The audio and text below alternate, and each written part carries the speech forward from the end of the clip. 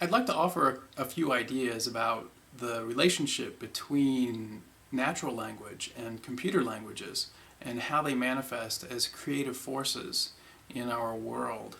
And the spoken word is very different from the written word because the spoken word is made of sound.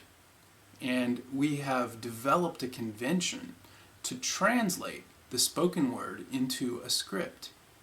And in that translation process, there is information that is lost.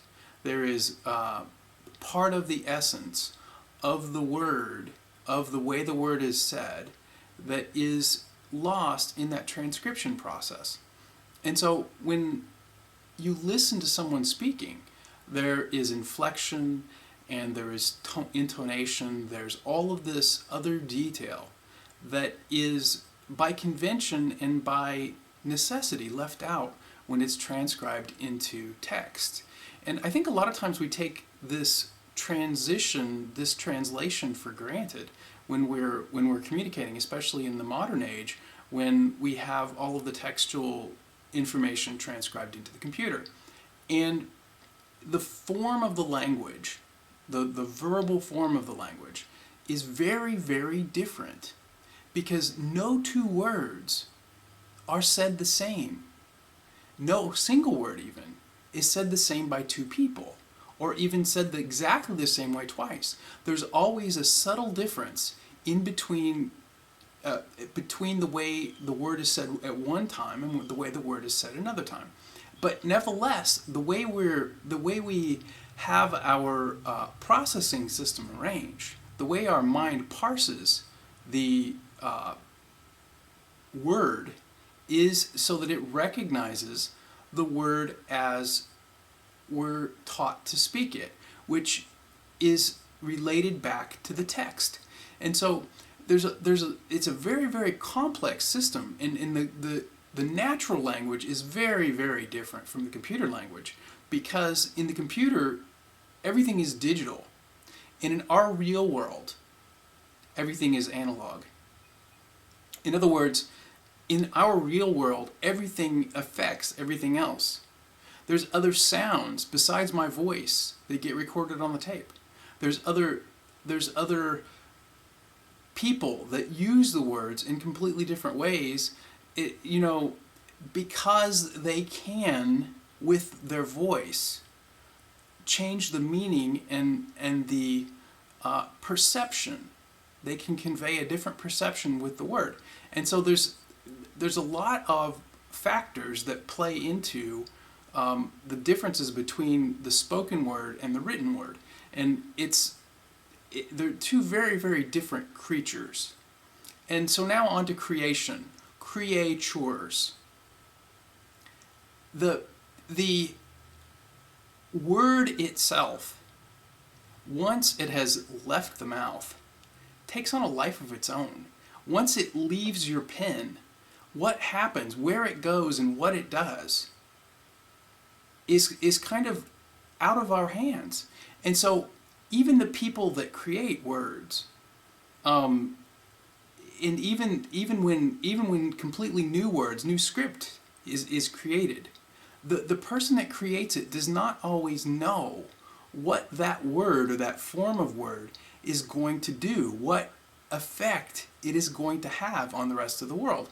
And so you could say that this is gobbledygook, or you could say that this is boo-wah.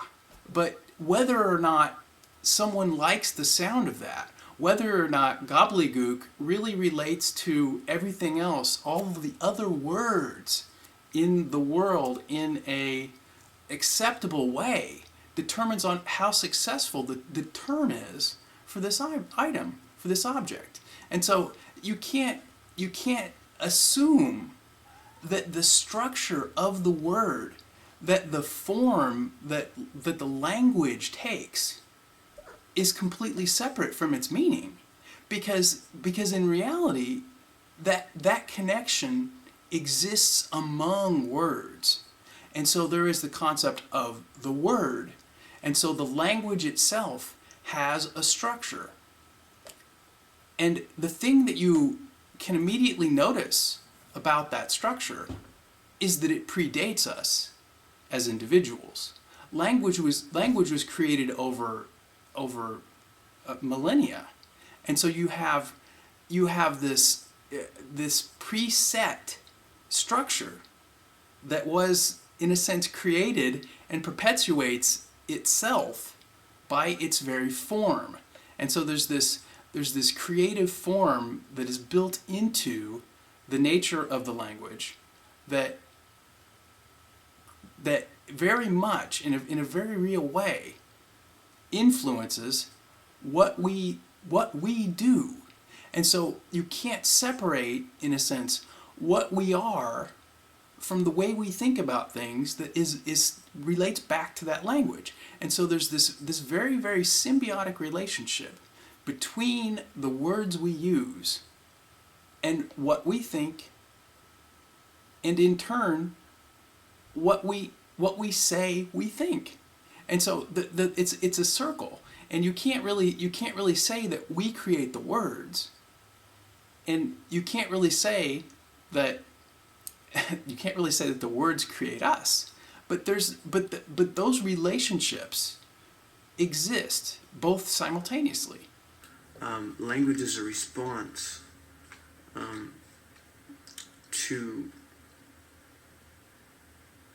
by the collective. It's a response by the collective of us to a need, for a need to find a new way to store data.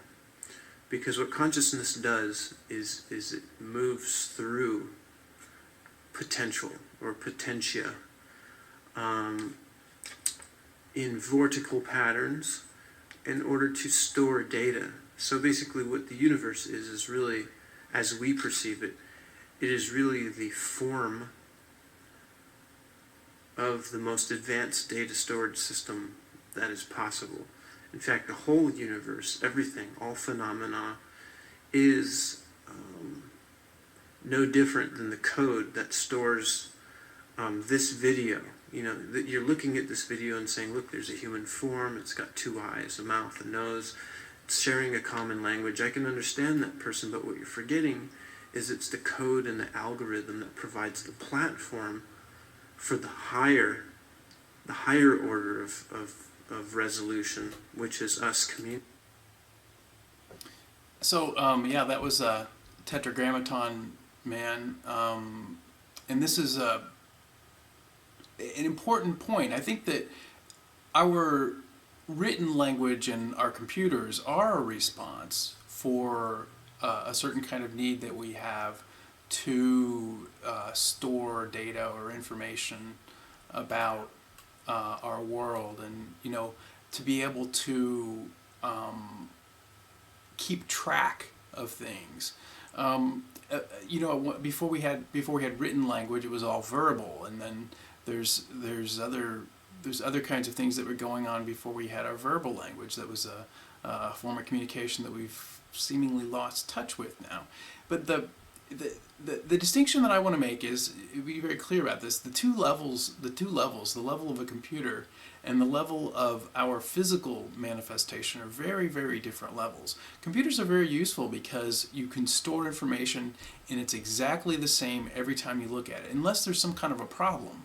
Whereas the human perceptual mechanism, the language, the ears, are all based on electrical potentials and biochemical reactions that produce different types of perception based on when and where and how something is heard, read, or articulated. And so the systems are very, very different. And I'm not really sure that the language itself is simply for storage. I think there's probably a functionality in language that is beyond its capacity to store information or to